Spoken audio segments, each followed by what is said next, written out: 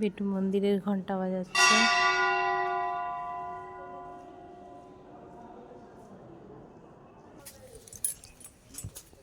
নতুন মন্দিরটা জয়গুরুর নতুন মন্দির। আমরা 4-5টা প্রদক্ষিণ করছি। দু সাইডে ফুলের গাছ লাগানো আছে।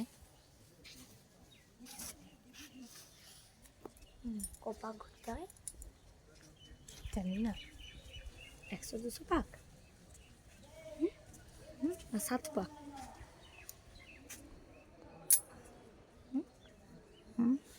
কপাক ঘুরতে হয়।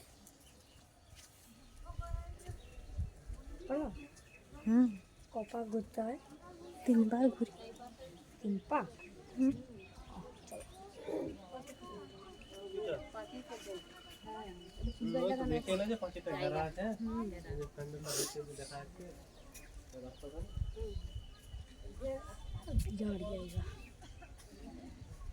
ভিতরে ঢোকা যেত, ঢুকলেন ওটা ভিতরে আশ্রমটা।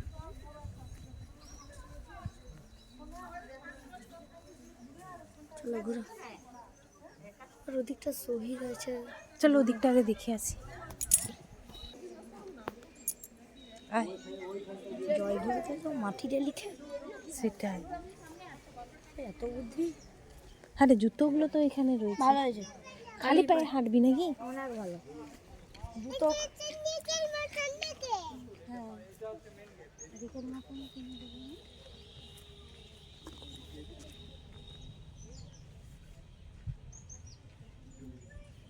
এখানে যজ্ঞ হতো নাকি? ছিল, ওখানে যজ্ঞ হয়েছে, যজ্ঞকুণ্ড। দুটো শ্রীগুরু চৈতালি চরণ না মহারাজদের চলো সমাধি।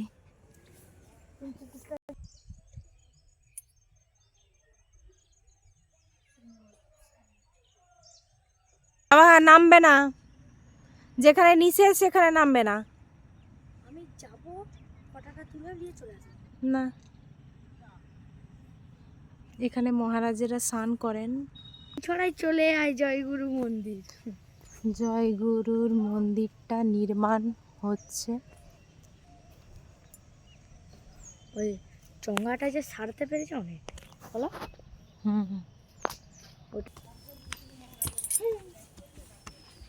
মন্দিরের ভেতরে প্রবেশ করছি।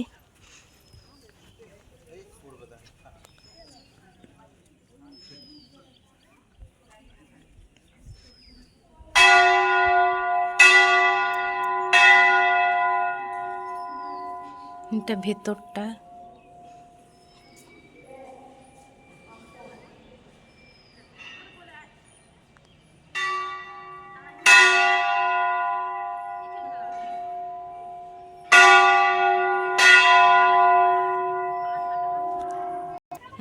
এগুলোকেই সাজিয়ে দেবো। এগুলোকে ঝাউ ঝাউ গাছগুলো লাগাতে হবে। হ্যাঁ, স্মার্ট ট্রি সাইজে কেটে বাইকে দিব্যি ঘুরাচ্ছে বাবা। বসে থাকা আমরা ঘুরি বাবা। ও বাবা শুনতেই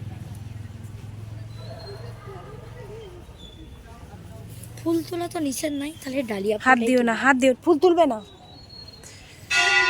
বাবারই এত বড় ফুলটা তুলতেই হবে না, ফুল তুললে এমন মারবে না, সব সাজাবার জন্য করেছে।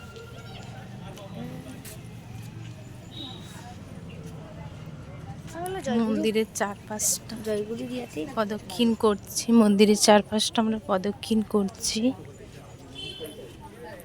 1 পাক এখনো হয়ই নাই। বাবারে এইটা পিলার ছোটা ছোটা রড।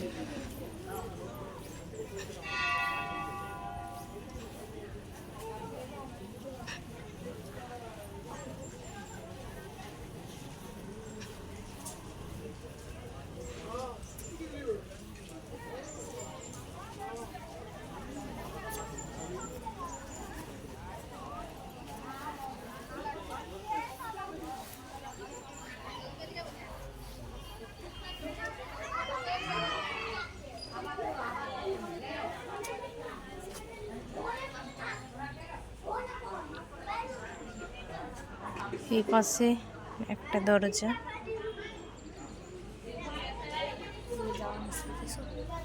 ওই দেখো বিড়াল, দেখি দাও বিড়ালটাকে।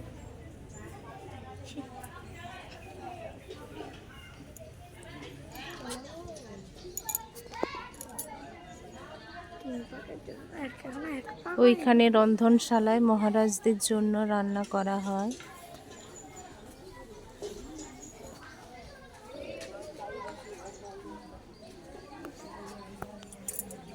ওখানে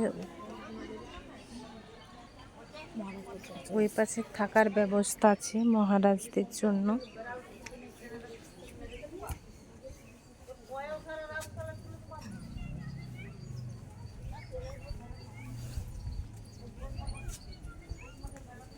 এরপরে হাত আচ্ছা,